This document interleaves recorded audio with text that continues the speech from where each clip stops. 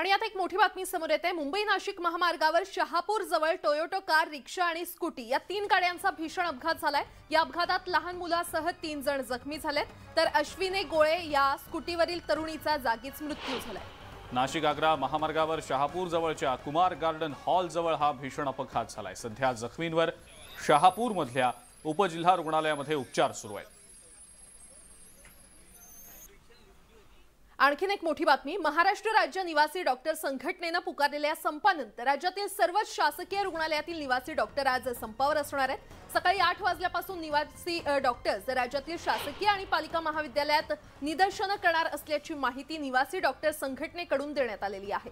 त्यामुळे या संपाचा फटका रुग्णांना आणि रुग्णसेवेला मोठ्या प्रमाणावर बसण्याची शक्यता आहे। सरकारकडे अनेकदा पत्रव्यवहार करून सुद्धा आपल्या मागण्या पूर्ण होत नसल्याने संपावर जाण्याचा निर्णय घेतल्याचं मार्डकडून सांगण्यात आलेलं आहे।